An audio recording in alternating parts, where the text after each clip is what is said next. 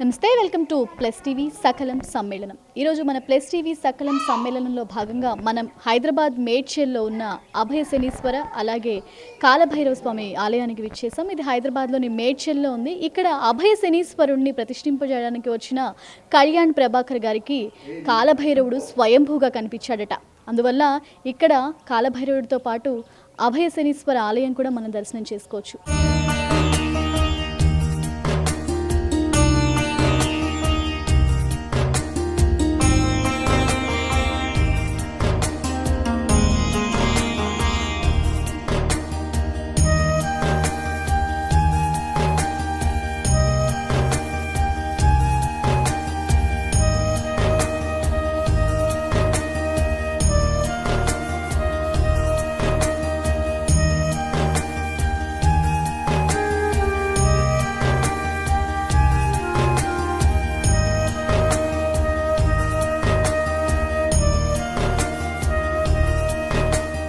ఈ టెంపుల్కి సంబంధించి కళ్యాణ్ గారు ఎంత కష్టపడ్డారో, కళ్యాణ్ గారు వెనకాల మేడం కూడా అంతే ఉండి సార్కి సపోర్ట్ చేస్తూ ఈ ఆలయానికి సంబంధించిన విశేషాలు కూడా ఆవిడే ఎక్కువ చెప్పగలరు. ఇప్పటివరకు మాట్లాడలేదు, బట్ ఇప్పుడు ఎక్కువ ఆ మేడంతో మాట్లాడించి విషయాలు ఎక్కువ తెలుసుకోవడానికి ప్రయత్నిద్దాం. నమస్కారం అండి. నమస్కారం మేడం, సార్ ఇప్పటివరకు నాకు చాలా విషయాలు చెప్పారు. అంటే కొన్ని అద్భుతాలు అయితే దగ్గరుండి చూశాను కూడా, లిటరలీ నేను ఇందాక.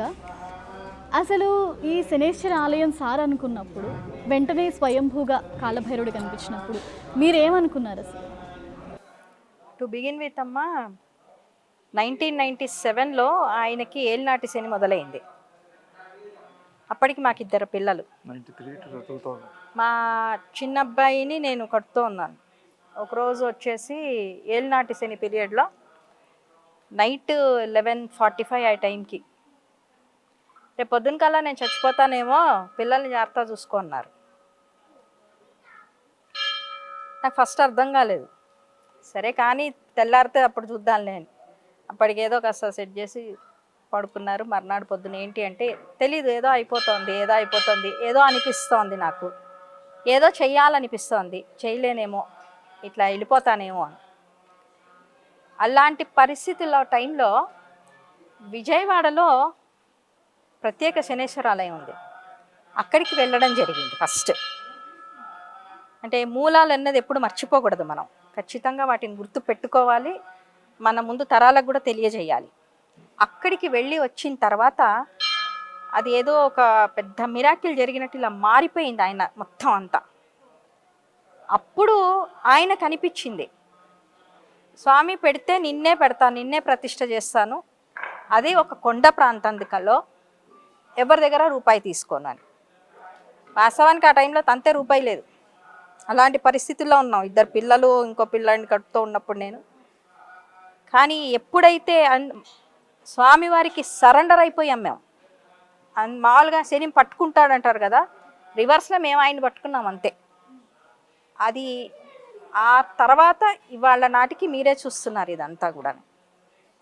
ఆ సంకల్ప బలం అన్నది ఎక్కడి వరకు తీసుకొచ్చిందంటే, ఇవాళ ఎంతోమందికి ఈ ప్రదేశానికి వచ్చి స్వామివారికి పూజ చేసుకొని వెళ్తే ఎన్నో రకాలుగా ఉపశమనాలు జరుగుతున్నాయి. ప్రత్యేకంగా మా వారి విషయంలో మాత్రం స్వామివారు ఆయన మహిమ కానీ, ఆయన చూపించిన ఆ దయా కరుణ కానీ ఎనలేనిది అసలు. ఎందుకంటే చచ్చిపోతానేమో అన్న పరిస్థితి నుంచి ఒక 100 మందికి భోజనం పెట్టగలిగిన స్థితికి ఇవాళ తీసుకొచ్చారు. అందులో ఎటువంటి అనుమానము లేదు. ఆ ప్రతిష్ట కూడా ఎంత కాకతాళీయంగా జరిగిందంటే, మేమేదో జస్ట్ ఎవరో తెలిసిన వాళ్ళని కలవడానికి అలా వెళ్తున్నాం. 2002 జనవరి 15వ తారీఖు అనుకుంటా, కనుమ రోజు. ఆ రోజు వెళ్తుంటే ఈ కొండ ప్రదేశం అంతా కనిపించింది. తర్వాత మేము ఎంక్వైరీ చేసాము, ఎవరిది ఏంటి ఇది అంటే, అప్పుడు చెప్పారు ఇది భైరవగుట్ట అంటారు అని చెప్పి. వాకపు చేయడము, తీసుకోవడము వెంటనే జరిగిపోయినాయి.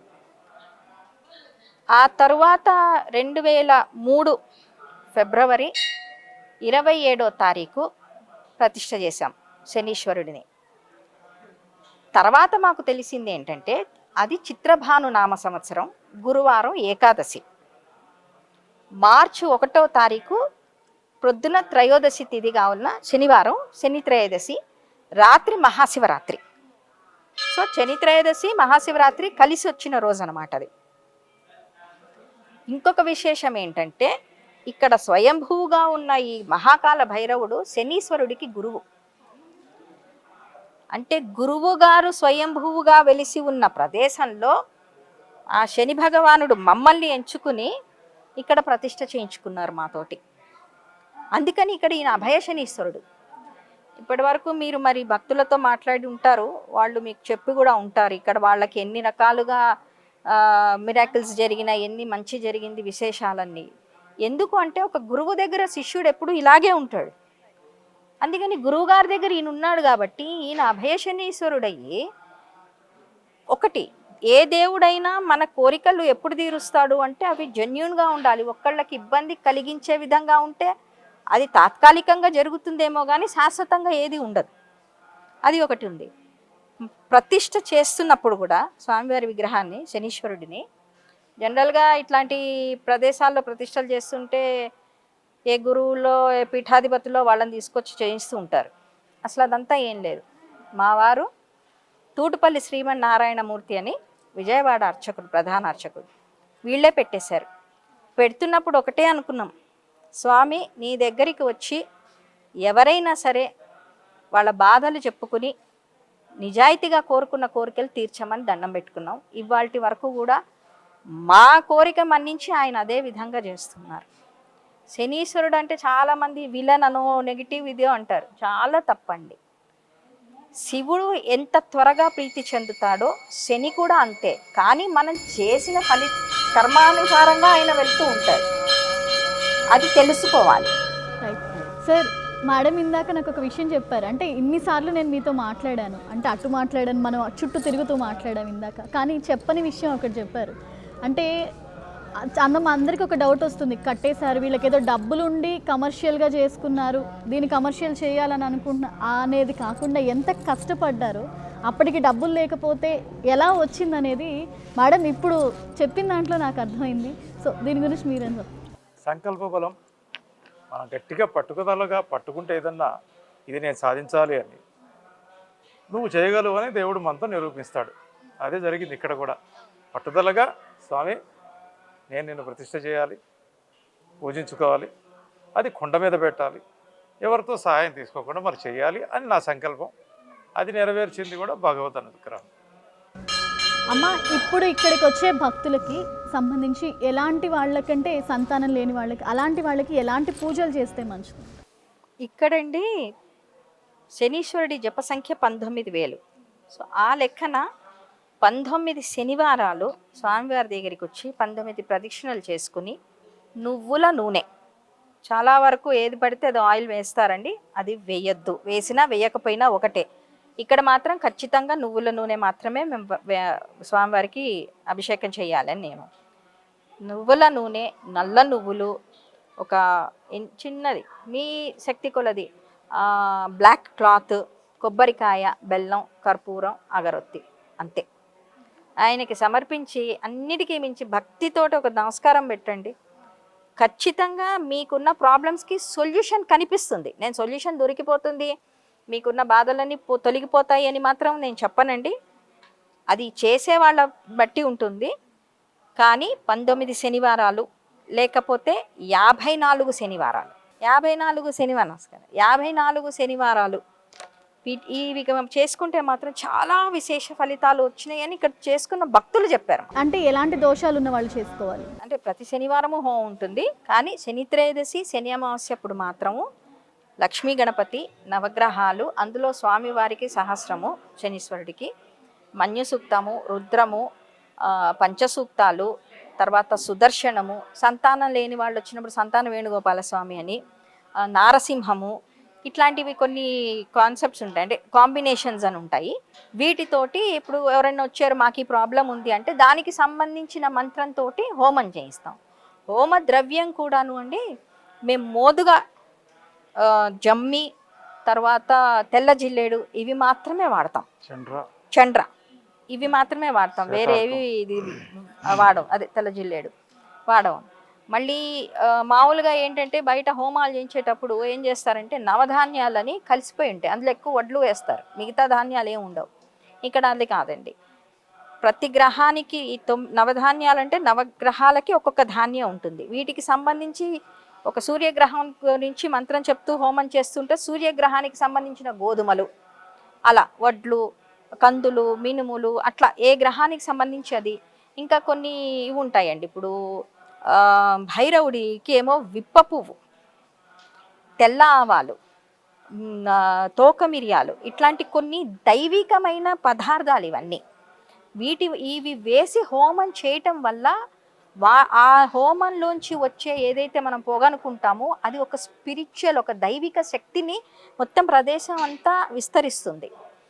దానిని పీల్చటం వల్ల మనకి అది ఒక మెడిసినల్ వాల్యూసే కాకుండా ఒక స్పిరిచువాలిటీని, పాజిటివ్ ఆరాని డెవలప్ చేస్తుంది. అది ప్రత్యేకత అన్నమాట. సో ఇక్కడ ఆ విధంగా కొన్ని ప్రత్యేకమైన పదార్థాలు, ఎవరికైనా ఏ ప్రాబ్లం ఉందో ఆ ప్రాబ్లంకి సంబంధించిన మంత్రంతో హోమం చేయిస్తామండి. సార్ ఇవన్నీ ఎక్కడి నుంచి తెప్పిస్తారు అసలు? అంటే మీరు అన్నట్టు ఇక్కడే చాలా ఔషధ వృక్షాలు ఉన్నాయి, మనం ఇందాక మాట్లాడుకున్నాం. అసలు ఎక్కడి నుంచి ఇవన్నీ? కొన్ని మోదుగా వృక్షాలు లాంటివి కొన్ని ఇక్కడెక్కడ నియర్ బై తెప్పిస్తాం. ఏవైతే దొరకవో, కొంచెం కష్టంగా క్లిష్టంగా ఉంటాయో ఆవిడ మొత్తం అంతా కింద మీద చేసి పట్టి సంపాదించి తెచ్చి పెడుతుంది. ఓహ్, అంటే ఒకటి నాకు తెలిసింది ఏంటంటే ఆవిడకి ఉన్న ఇంట్రెస్ట్ ప్రతి దాని మీద ఎలా ఉంటుందంటే ప్రతి మొక్కని ఆవిడ చాలా జాగ్రత్తగా చూసుకుంటారు. ఖచ్చితంగా. అంటే ఇప్పుడు ఈ కార్యక్రమాలు అప్పుడు మామూలుగా లిస్టు రాసి ఇచ్చేస్తే ఎవరో మా కుర్రాళ్ళు వెళ్ళి తెచ్చేస్తారు. కానీ నాకు ఎందుకో మనసు ఒప్పదు. నాకు తమలపాకు కూడా చూసి జాగ్రత్తగా నేను తీసుకొచ్చి పెడతాను. దేవుడు అవకాశం ఇచ్చాడు, దాన్ని సద్వినియోగం చేసుకోవాలి, అది నా ఉద్దేశం. కానీ ఒక సీనియర్ అడ్వకేట్ అయ్యింది ఆవిడ, మీతో పాటు పోటీ పడుతూ ఈ ప్రపంచంలో అంటే సీనియర్ గా ఒక ఆడవాళ్ళ తరపున ఒక లాయర్ గా ఆవిడ మా అందరికీ తెలుసు. కానీ ఈ వెనకాల రెండింటిని మేనేజ్ చేయడం చాలా కష్టం. కానీ గుడి కట్టించేటప్పుడు మీకు ఎన్నో ఎదురు దెబ్బలు అంటే మనం ఉంటాం కదా, ఎన్నో ఎదుర్కోళ్ళు ఎదురొచ్చి ఉంటాయి. ఎందుకంటే ఒక రాయి కదల్చలేని పరిస్థితి అని కూడా ఇందాక భక్తులు చెప్తున్నారు. అసలు అలాంటివి ఏం జరిగాయి అసలు? కాలభైరవుడి దగ్గరికి వెళ్ళి మీకు చెప్పినట్టుగానే ఏ చిన్న పని చేయాలన్నా, ఏ కార్యక్రమం చేయాలన్నా ఆ భైరవుడి దగ్గరికి వెళ్ళి కాసేపు నేను మౌనంగా నుంచుని, స్వామి ఈ రాయి తీయాలంటే రాయి, పోనీ ఇక్కడ ఏదైనా పగలగొట్టాలంటే పగలగొట్టాలి, బోరు వేయాలంటే బోరు, ఎందుకోసం చేస్తున్నా, ఎవరికి బాగుంటుంది, ఫ్యూచర్ ఏంటి దానికని ఆయనకని నేను ఏదో చెప్పుకున్నట్టుగా నాలో నేను భావన, ఫీలింగ్. ఆయన చెయ్యి పోరా అన్నట్టు ఒక ఫీలింగ్. అప్పుడే ఇక్కడ ఏదైనా జరుగుతుంది, లేకపోతే జరగదు. మీకు ఇంకొక ఉదాహరణ చెప్పాలి. ఇందాక ఎలాగైతే భక్తులు కూడా చెప్పారో, ఏదైనా పగలు కొట్టాలని ఆయన ఆజ్ఞ తీసుకోవాలి. ఒకరోజు నేను సాయంత్రం ఇప్పుడు 5 o'clock వచ్చాను, కొంచెం లేట్గా వచ్చాను. వర్క్స్ అన్ని జరుగుతున్నప్పుడు మనం అక్కడ గుహలోంచి లోపలికి పైకి వచ్చినప్పుడు ఒక బండ చిన్న చిన్న హోల్స్ వేసింది. రాగానే వాళ్ళు చెప్పారు నాకు, ఈ బండని పగలకూడదాము సార్ అనుకున్నాం సార్, ఉల్లులు ఇరిగిపోయినాయి. ఉల్లులు ఇరిగిపోయి ఏ బండ అని చెప్పి వెళ్ళి చూశాను. కొంచెం వాళ్ళని కోపడ్డాను. ఇది తీయదలుచుకోలేదు నేను, దీన్ని ఎందుకు కొట్టడం మీరు ప్రయత్నించారు. మామూలుగా అయితే ఏ రాయైనా పగిలిపోతుంది, ఎందుకంటే వాళ్ళు ప్రొఫెషనల్స్ కాబట్టి ఆ ఉల్లితో కొడితే. మీరు అక్కడ చూడొచ్చు, ఉల్లిలు ఇంత దిగున్నాయి కానీ అది పగలలేదు. భైరవ ఆజ్ఞ కాలేదు అక్కడ, భైరవుడి ఆజ్ఞ కాలేదు. కాలభైరవుడు అక్కడ స్వయంగా ఉన్నారు. నేను వాళ్ళకి చెప్పాను, ఇంకోసారి దాన్ని మీరు చేయబెడితే ఏమన్నా మీకు అవ్వచ్చేమో, వద్దులే చెప్పకుండా ఏది చేయకండి, అక్కడ అనుజ్ఞ కావాలి, పర్మిషన్ కావాలి, అయితే ఇక్కడ ఏది జరగదు. ఎందుకంటే ఆయన దగ్గరికి మనం వచ్చాం కానీ మన దగ్గరకు ఆయన లేకపోతే మన ఇష్టం ఉన్నట్టు మనం పూజించకూడదు. ఒకసారి క్యాల్కులేట్ చేసుకుంటే ఆలయం నిర్మించాలని మీరు అనుకున్నారు, కానీ డైరెక్షన్ ఆయనే ఇచ్చారు. ఆయన కలిగించిన సంకల్పమే. మనమంతా నిమిత్త మాత్రం. దేవుడు ఉన్నాడు అని నమ్ముకునే వాళ్ళకి ఆ దేవుడే ఇప్పుడు శివాజ్ఞాలైనదే చీమైనా కుట్టదంటారు. ఎవరో గురువు గారు ఇట్లాంటి వాళ్ళు ఎవరన్నా వస్తే మమ్మల్ని ఎందుకు ఎంచుకున్నాడు మాకేంటి? లాస్ట్కి నాకు ఒకటే అర్థమైంది, ఏదో జన్మలో చేస్తామని చేసున్నాము, అందుకని ఇప్పుడు నడ్డిరగొట్టి చేయిస్తున్నాడు అని చెప్పి. ఎందుకంటే ఇప్పుడు ఇంతమంది వస్తారు, ప్రసాదం తిని వెళ్తారు, ఓ వీళ్ళ రుణం తీరింది అంతే. దేవుడు ఈ కార్యక్రమం చెయ్యమని చెప్పి మాకు రాసి పంపించాడు, చేస్తున్నాం. ముఖ్యంగా దైవ కార్యం లాంటివి చేయాలంటే కొన్ని ఆటంకాలు కూడా పరీక్ష పెట్టడానికి అన్నట్టు జరుగుతూ ఉంటాయి కదా, అలా మీకు ఏదైనా జరిగింది? చాలాసార్లు అయిందండి. అసలు ఎల్లుండి శని త్రయోదశి అనగా, శనివారం పూజ అనగా, గురువారం సాయంత్రం 5 గంటల వరకు కూడా డబ్బు చేతికి వచ్చేది కాదు.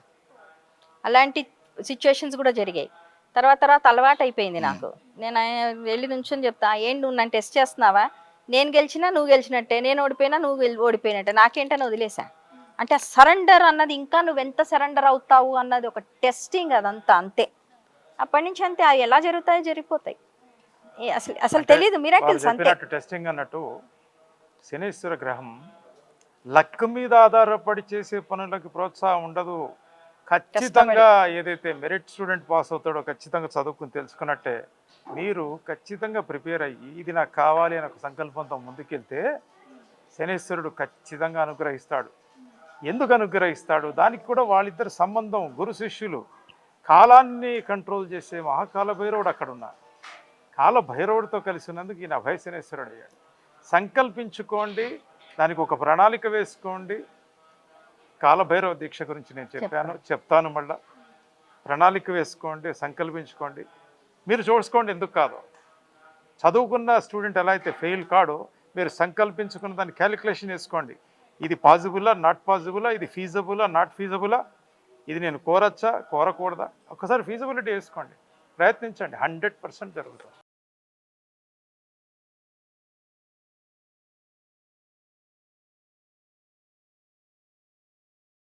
అవునండి.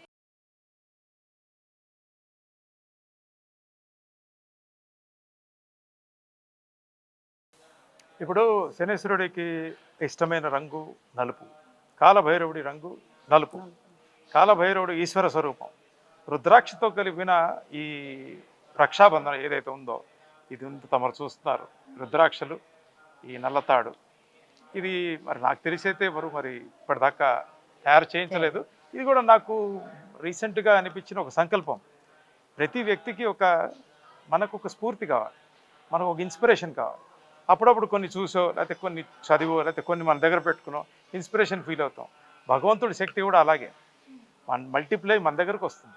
అలాంటిది భగవంతుడి దగ్గర పెట్టి కాలభైరవుడికి అష్టోత్తరం చేసి పూజించిన ఈ దేవత రుద్రాక్ష, ఈ ఏదైతే నల్ల తాడుతో మేము తయారు చేస్తాం ప్రత్యేకంగా, ఖచ్చితంగా పాజిటివిటీని ఇస్తుంది బాడీకి. అందులో రకరకాల ముఖాలు, పంచముఖి దగ్గర నుంచి త్రిముఖి దగ్గర నుంచి చాలా ముఖాలు తయారు చేస్తాం. ఎవరికి ఏదో అవసరం ఉందా ఏదో ఒకటిసారి వాళ్ళు చెప్పిన దానికి కూడా అనుగుణంగా వాళ్ళకి ఇవ్వడం జరుగుతుంది. ఖచ్చితంగా మన ఆలోచన విధానం కూడా మారుతుంది. మనం ఏదైతే సంకల్పించుకుంటున్నామో ఆ విధంగా మల్టిప్లై అవుతుంది మన మైండ్లో. దీనికోసం మంచి ఉదాహరణ ఏంటంటే మంత్రాలు ఉంటాయి. ఒక్కొక్క మంత్రం అన్నీ ఒకటే రకం మంత్రాలు కాదు, మరి డిఫరెంట్ మంత్రాలు ఉంటాయి. చాలా పుస్తకాలు ఉన్నాయి, చాలా పురాణాలు. మరి మంత్రం చదివితే ఏమొస్తుందండి అంటే అదో పెద్ద టాపిక్. ఆ తర్వాత ఎప్పుడైనా మీకు వివరిస్తా. ఎందుకంటే మంత్రము, మంత్ర ఉచ్చారణ ఏ సైన్స్ కదులుతుంది దాంతో మన బాడీలో ఉన్న కానీ మన మైండ్లో కానీ ఏ న్యూరాన్స్ మీద యాక్టివేషన్ అవుతుంది, ఎందుకు ఫలిస్తాయని తర్వాత మళ్ళీ ఎప్పుడని చెప్తా. ఈ రక్ష గురించి అయితే ఖచ్చితంగా ఏం చెప్పగలనంటే ఇది మనలో బాడీలో మనం అనుకున్న పాజిటివిటీని పెంచి మనం అనుకున్న దాన్ని తప్పకుండా సాధించేదానికి తీసుకెళ్తాం. అంటే ఇప్పుడు మామూలుగా నల్లతాడు మనం దిష్టికి వాడుతూ ఉంటారండి. నల్లతాడు కట్టుకోమని చెప్పేసి, అయితే కాళ్ళకి కాటుకు పెట్టుకోండి దిష్టి కోసం. ఇప్పుడు ఈ నల్లతాడుతో పాటు ఈ రుద్రాక్ష పెట్టుకోవటం వల్ల ఆ రెండిటి కాంబినేషన్. ఇప్పుడు రుద్రాక్ష శివుడికి సంబంధించింది, కాలభైరవుడు శివుడి అంశ, కాలానికి అధిపతి. సో ఈ రెండిటి వలన కూడా ఏంటంటే ఈ నరదిష్టి కానీ నరఘోష కానీ వీటి నుంచి కొంచెం ఉపశమనం కలగడానికి నల్లతాడు. ఈ రుద్రాక్ష అన్నది శివుడి ప్రతిరూపంగా మనం ధరిస్తాం. మీరు నేను అనుకోవడం కాదు, పురాణాలు చెప్తున్నాయి రుద్రాక్ష అంటే ఏంటి, ఏది రుద్రాక్ష వల్ల ఏంటి బెనిఫిట్ అన్నది. అందుకల్ల ఈ కాంబినేషన్ ఆయన తయారు చేశారనమాట. అంటే అది సపరేట్ ఇది సపరేట్ కాకుండా రెండు కలిపి ఒకటే దీంట్లో ఇస్తే ఎలా ఉంటుంది దాన్ని. ముందర ఆయన వీటన్నిటినీ ఆయనకు ఆలోచన వచ్చిన తర్వాత తను ఫస్ట్ వాటి ప్రయోగం అనుకోండి ఇంకోటి అనుకోండి చేసుకున్న తర్వాత ఎస్ ఇది పాజిటివిటీ ఉంది దీంట్లో అని ఆయనకి 100% సాటిస్ఫాక్షన్ వస్తేనే ఏదైనా ఇక్కడ ముందర భక్తుల దగ్గర పెట్టడం. అది ఆడవాళ్ళు కూడా ధరించవచ్చు ఖచ్చితంగా. నేను అంటే రుద్రాక్ష అనేది ఎవరైనా ధరించవచ్చు అండి. అంటే ఈ రుద్రాక్ష వేసుకున్నప్పుడు మద్యము మాంసము, లేడీస్కి పీరియడ్స్ టైము, ఆ తర్వాత రాత్రి పడుకునేటప్పుడు తీసేసేయాలి. అది మెయిన్ నియమాలు, అది తప్ప ఇంకేం లేదు. ఇవన్నీ కూడాను ఒక 22 years నుంచి ఆయన చేసిన కృషి ద్వారా ఒకటి వచ్చింది. మన ఎవరో అడిగారు, మరి ఇన్నాళ్ళు ఎందుకు మీరు ఇవన్నీ పెట్టలేదు, ఇవాళే ఎందుకు పెడుతున్నారు అని అడిగారు. అది ఏది ఒకటేసారి రాదు కదండి. వాటి మీద స్టడీ చేయాలి, ఒకళ్ళకి చెప్పాలి అంటే దాని గురించి ముందు తెలుసుకోవాలి, అనుభవంలోకి రావాలి, ఆ తర్వాత చెప్పాలి. ఆయన కాన్సెప్ట్ అది. అందుకని ఇంత టైం తీసుకున్నారు. మీకు మేడం సపోర్ట్ చేయడం ఒక ఎత్తు, కానీ ఇప్పుడు హోమాల్లో అది మీ పిల్లలు కూడా ఈవెన్ పార్టిసిపేట్ చేస్తూ మీ వెనకాల అందరూ సపోర్ట్ చేస్తున్నారు. అసలు ఇదంతా కేవలం భక్తితో చేస్తున్నారు. ఆఖరికి మీ పిల్లలకి కూడా శనీశ్వరుడి మీద భక్తి తత్వం. ఉమ్, మనం ఏదైనా ఒకటి మంచి పరిమళించే ఒక సుగంధము పువ్వు పెడితే అందరికీ ఆ వాసన వస్తుంది. మనం మన భక్తిని ఒక మంచిని చెప్తే అందరూ దాన్ని స్వీకరిస్తారు. ఇందాక మాట్లాడుకున్నాం కాలభైరవ దీక్ష గురించి. సార్, ఇప్పటి వరకు మనం ఎప్పటి నుంచో చెప్పాలనుకుంటున్నాము, దీక్ష అసలు ఎన్ని రోజులు, దానికి సంబంధించిన నియమావళి ఏంటనేది ఒక్కసారి. కాళీ అమ్మవారు, కాలభైరవుడు కాలాన్ని నియంత్రించి భక్తులకు కావాల్సినవి తీరుస్తారు. భక్తులంటే ఏంటంటే మనకి పిల్లలు ఉన్నారంటే పిల్లవాడు వచ్చి చిన్నది ఏదన్నా ఇమ్మంటే ఒక బిళ్ళ, ఒక మిఠాయి, చాక్లెట్ ఎలాగైతే ఇస్తామో ప్రతి దేవతకి దేవుడికి మనం అందరం పిల్లలమే. ఈ విషయంలోకి వస్తే ఏంటంటే నేను అంటే ప్రతి మనిషి, ప్రతి వ్యక్తి, నేను అనే ఈ మనిషికి కొన్ని అవసరం అవుతాయి. అవి మన జాతక చక్రం వేసుకుంటాం, దోష పరిహారాలు ఏమన్నా గ్రహాల కోసం ఉంటే వెళ్తాం, మాట్లాడతాం, చేయించుకుంటాం. వీటన్నిటిని దాటి హై లెవెల్ నాలెడ్జ్లోకి వెళ్ళాలంటే మనము హయ్యెస్ట్ లెవెల్ ఆఫ్ మెడిటేషన్ కన్నా వెళ్ళాలి, లేకపోతే హయ్యెస్ట్ లెవెల్ ఆఫ్ సాధనకి వెళ్ళాలి, లేకపోతే హయ్యెస్ట్ లెవెల్ ఆఫ్ ఏదన్నా ఆచరణ చేయాలి. ఆ ఆచరణే ఈ దీక్ష. చాలా సులువుగా ప్రతి ఒక్క వ్యక్తి చేసుకుంటూ ప్రణాళికాబద్ధంగా ఒక ప్రణాళిక వేసుకుని నేను ఈ విధంగా ఉండాలి, ఒక నియమావళి, లైఫ్ డిసిప్లిన్, ఆ నియమావళితో ఏం చేస్తే ఎలా అవుతుందనేది ఈ భైరవ దీక్ష. ఇప్పుడు ఎన్ని రోజులు? ఇప్పుడు ఏంటంటే ఎలాగైతే ఇందాక మేడం చెప్పారో ఒక్క రోజులోనే ఏవి జరగవు కదా. మనం పుట్టిన దగ్గర నుంచి కూడా మనం మెల్లిమెల్లిగా పెరుగుతూ వస్తాం. అలాగే ఏంటంటే దీక్ష అనేటప్పటికీ మీరు చాలా దీక్షలు చూసుంటారు, వినుంటారు. సులువుగా ఉంటాయి, కొన్ని కఠినమైన దీక్షలు ఉంటాయి, అత్యంత కఠినమైనవి ఉంటాయి. మనం సొసైటీలో ఉండాలి, అందరితో తిరగాలి, అందరితో మాట్లాడాలి, రోజు పని చేసుకోవాలి, మరి దీక్షలో కూడా ఉండాలి. దానికి సానుకూలంగా ఆ భగవంతుడు మనకి ఏ విధంగా అనుగ్రహిస్తున్నాడు చెక్ చేసుకోవాలి. చూసుకున్న తర్వాత ఫస్ట్ ఇప్పుడు ఏంటంటే పురుషులే కాదు మహిళలు కూడా అడుగుతారు, ఏంటండి మరి మేము చేసుకోలేకపోతే ఎలా. ఇందాక మేడం అన్నట్టు మరి మహిళలకు ఉంటే ప్రాబ్లమ్స్ మహిళలకు ఉంటాయి. దానికోసం ఏంటంటే ఫస్ట్ మన శాస్త్రాల్లో కూడా చెప్పబడింది 21 రోజుల దీక్ష. ఫస్ట్ 21 days దీక్ష ఉంటుంది. తర్వాత వేరే కొంచెం హై లెవెల్ దీక్ష ఉంటుంది. మీరు ఏదైతే కార్యం అనుకుంటారో ఆ కార్యం తప్పకుండా నెరవేర్చుకోవాలని మీకే పట్టుదల పెరిగి ఈ దీక్షలో సాధన చేసి ఆ దీక్ష మీకు నేర్పించి కార్యసిద్ధి ఖచ్చితంగా జరుగుతుంది. ఆ కార్యసిద్ధి జరగటం కోసమే ఈ కాలభైరవ దీక్ష.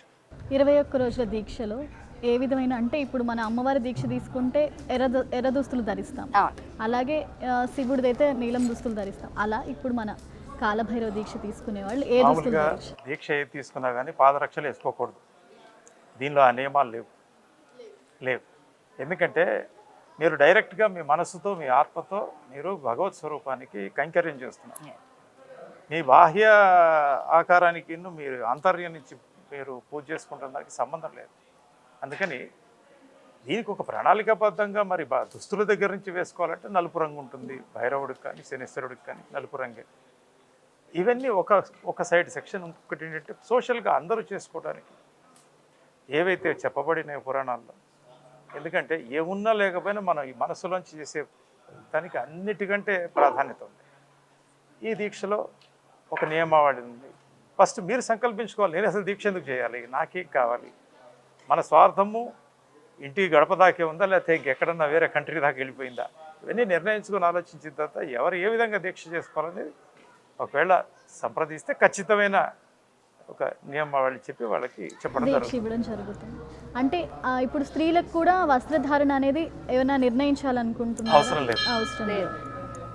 గీతలో పరమాత్ముడు చెప్పినది కర్మ సన్యాసములు రెండును మోక్ష సోపానానికి సాధనములు. కర్మ సన్యాసం, కర్మ అంటే మన డైలీ లైఫ్, సన్యాసం అంటే పూర్తి అన్ని త్యజించటం. రెండును మోక్ష సోపానానికి సాధన, అంటే మోక్షం సాధించడానికి ఇవి రెండు మార్గాలు. ఇందు కర్మ పరిత్యాగము కన్నా, అంటే సన్యాసులు అయిపోవడం కన్నా కర్మానుష్ఠానమే శ్రేష్టము. అంటే కర్మలో ఉంటూ నీ నిత్య జీవితం చేస్తూ నువ్వు దాన్ని ప్రాక్టీస్ చేసి సాధన చేస్తేనే మనం చాలా ఒక అత్యుత్తమైన మనిషి కింద మనకు వచ్చి ఈ మనిషి రూపంలోకి వచ్చినందుకు కూడా ఒక డ్యూటీ కరెక్ట్గా చేసిన వాళ్ళం అవుతాం. అంటే మొత్తానికి దీక్ష తీసుకోవాలి అనుకునేవారు ఆలయం దగ్గరికి వచ్చి నియమావళి ఎవరికి తగ్గట్టుగా వాళ్ళకి నిర్ణయించడం అనేది జరుగుతుంది. అవునండి. నియమావళి అనేది రొటీన్గా అన్నీ ఒకటే ఉంటాయి. కాకపోతే ఒక్కొక్కళ్ళు వాళ్ళ చేయదలుచుకున్న వాళ్ళకి కొన్ని డౌట్స్ ఉంటాయి, వాళ్ళ సందేహాలు ఉంటాయి, ఏం చేయాలి, ఎలా చేయాలి, ఒక వివరణ కూడా రిలీజ్ చేయడం జరుగుతుంది. రైట్. నిజంగా అండి. అంటే ఈ కాలభైరవుడికి మీరు స్వయంభూగా కనిపించినప్పుడు అంటే మీరు ఎవరికైనా చెప్పాలి అని అనుకున్నప్పుడు మొదటగా అంటే లైక్ ఒక టెంపుల్ కట్టాలనుకున్నప్పుడు కొంతమంది స్వామీజీలను పిలిచి చాలా ఆడంబరంగా టెంపుల్ నిర్మాణం అనేది మనం చేస్తూ ఉంటాం. కానీ ఇప్పుడు స్వయంభూగా కాలభైరవుడు కనిపించినప్పుడు మీరు ఎలాంటివి చేశారు? అలాగే శనేశ్వర ఆలయం కట్టినప్పుడు ఎవరైనా పెద్ద పెద్ద వాళ్ళని పిలిపించి చేయడం జరిగిందా అసలు ఆలయ నిర్మాణం? మొట్టమొదట కాలభైరవుడిని చూసినప్పుడు ఇక్కడ ఎటువంటి పూజలు లేవు, ఎవరు లేరు. నేను ఫస్ట్ చిన్న ఊళ్ళో కూడా అసలు అప్పుడుకి 4 ఏళ్ళు అనుకుంటాను విగ్రహాలు దేవుళ్ళు లేరంటే మేము ఆయనే ఇచ్చారు మళ్ళీ ఓహో ఈ ఊళ్ళో రావల్కూరు గ్రామంలో. అయితే కాలభైరవుడికి ఫస్ట్ ఒక పూజారిని వచ్చి పూజ చేసేవాడిని. ఎందుకంటే మొత్తం అడవే, చుట్టుపక్కల కూడా ఎవరు లేరు, ఏమీ లేదు. ఆ పూజలు అవి నిత్యం చేయించేవాడిని. తర్వాత స్వామివారి ప్రతిష్ట జరిగినప్పుడు మరి దైవానుగ్రహం ఏంటో నిర్ణయం ఏంటో తెలియదు, మరి ఎవరికి పెద్దవాళ్ళని పిలవాలి లేకపోతే పీఠాధిపతులు పిలిచి చేయించాలనే ఆలోచన కూడా భగవంతుడు నాకు కల్పించలేదు. అందుకని ప్రతిష్ట మేమే చేసి ఇది ఏదన్నా ఇప్పుడు స్వయంభూగా ఆయన కనిపించినప్పుడు పోనీ ఎవరి సలహా అయినా తీసుకున్నారు ఇలా కనిపించారు ఏం చేయమంటారు అని? అంటే మన కొత్త శాస్త్ర పరిజ్ఞానం కొత్త గొప్ప ఉంది కాబట్టి ఇక్కడ ఒక ఎందుకంటే మనం కొలిచేవన్నీ కూడా ఎక్కడైనా తీసుకోండి శిలాస్వరూపాలే ఉంటాయి, శిల్పంతో చేసిన విగ్రహాలే మనం చూస్తాం. శిల్పం చేసేదే ఒక పెద్ద రాయిలోంచి, దాని మీదనే ఆయన స్వయంభూగా ఉన్నారంటే ఇక అంతకంటే మనం ఎవరినో తెలుసుకుని అడిగే కన్నా అక్కడ మనని సమర్పించుకుని పూజలు చేయటం కరెక్ట్ అనిపించి అలాగే. ఇక్కడ మానసాదేవి అమ్మవారి రూపంలో అంటే మానసాదేవి అంటే మనకి ఎలాగో విగ్రహ రూపంలో కనిపించారు కాబట్టి అసలు మానసాదేవి కూడా ఇక్కడ ఉన్నారు అనేది కొంతమంది చెప్తుంటే విన్నారు. అమ్మ దీని గురించి మీరేం చెప్తారు? మానసాదేవి నాగలోకానికి సర్పాలకి ఆవిడ హెడ్. మరి మానసాదేవి కరుణిస్తే అన్ని రకాల ప్రాబ్లమ్స్ తీరిపోతాయి, నాగదోషాలు తీరిపోతాయి, ధనప్రాప్తి, కాలసర్పయోగాలు, ఈ కాలసర్పం అవి చెప్తారు కదా, ఇన్ని కూడా దోషాలు పోతాయి. సంతానం లేని వారికి సంతానం కూడా కలుగుతుంది. చాలా మహిమలు ఉన్నాయి.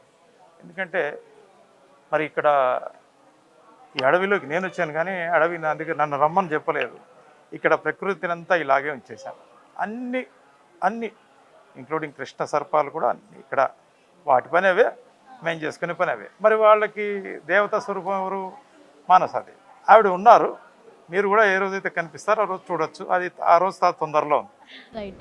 నిజంగా అండి చాలా అదృష్టంగా భావిస్తున్నాం ఇవాళ. అంటే ఈ టెంపుల్ ఇంకా నిజంగా నేను అంటే ఈ మాట అనొచ్చు అనకూడదు లిటరల్లీ నాకు తెలియదు. ఇంకా చాలామందికి ఈ ఆలయం ఉంది అని తెలియదు. కానీ ఇప్పుడు జనాల్లోకి ఆలయం వెళ్ళి భక్తులు కొంతమంది కోరుకుంటున్నారు ఈ ఆలయాన్ని ఇంకా మేము డెవలప్ చేస్తూ, ఇప్పటివరకు కళ్యాణ్ గారు ఆయన చేయగలిగినంత వరకు చేశారు, కానీ ఇంకా డెవలప్ చేసి భక్తజనం అనేది ఇక్కడ ఇంకా పెరిగి ఆలయం అనేది ఇంకా అందరికీ తెలియాలని కోరుకుంటున్నారు. సో మీరిద్దరూ ఆ విషయంలో కూడా ఇప్పటివరకు ఎంత చేశారో ఆ విషయంలో కూడా కృషి చేస్తారని మనస్ఫూర్తిగా కోరుకుంటున్నాం. తప్పకుండా మీరు చెప్పినది మేము ఆలోచిస్తాం. కాకపోతే అంటే నేను చెప్తే కళ్యాణ్ సార్ చెప్పేంత పెద్దదాన్ని కాదు, కానీ భక్తులందరూ నాకు ఇందాక నుంచి నా చెవులో అంటున్నది ఒకటి ఇంకా డెవలప్ అవ్వాలి మేడం. ఇప్పటికే చాలా చేశారు వాళ్ళిద్దరూ, కాని పనిని కూడా అయ్యి చూపించారు. సో మేము ఇంకా దైవానుగ్రహం మనకు తెలియదు, ఎందుకంటే చేస్తాం చేద్దాం. అందరూ మీలాంటి భక్తులు ఎవరైతే వచ్చి మీలాంటి వాళ్ళు ఎవరైతే వచ్చి ఇక్కడ దండం పెట్టుకుంటే అదే మాకు శక్తి ఇస్తుందేమో చూద్దాం. తప్పకుండా మామూలుగా మన పిల్లలు ఏదైనా గొప్ప పని చేసి మనకు వచ్చి చెప్తే ఫస్ట్ క్లాస్ వచ్చారు ఇంకోటి మనకి ఎంత ఆనందం వస్తుంది.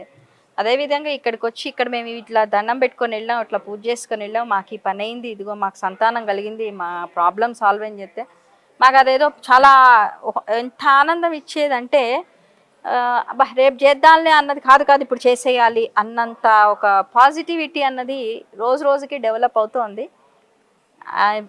ఆ దేవుడు మరి ఇంకా ఎంతవరకు మాతో చేయించుకోవాలనుకుంటున్నాడో చూడాలి. తెలుస్తుంది ఇద్దరు ఇంత బిజీ లైఫ్ని ఒక పక్క లీడ్ చేస్తూ టెంపుల్ విషయంలో ఎంత శ్రద్ధ వహిస్తున్నారు అనేది, మీరు చేసే ఏర్పాట్లైనా ఇప్పటివరకు జరిగిన కార్యక్రమాలైనా అన్నీ చూస్తుంటే. మీరు ఇందాక ఓ మాట అన్నారు, ఇప్పుడు ఆయన భార్యగా నాకు ఉంది కాబట్టి చేసాం. ఇప్పుడు నా పిల్లలు, నా 3 పిల్లలకి వాళ్ళకి ఉంది. అలాగే నా కోడళ్ళు నల్లుడు ఆ దేవుడు అలా పంపించాడేమో, మరి ఆయనకు కావాల్సిన వాళ్ళని ఆయన ఎన్నుకుని చేశాడేమో. ఆ స్వామివారి సేవలో మొత్తం అందరూ ఉన్నారు. ఇది ఇలాగే కంటిన్యూ అవ్వాలని కూడా నేను కోరుకుంటున్నాను.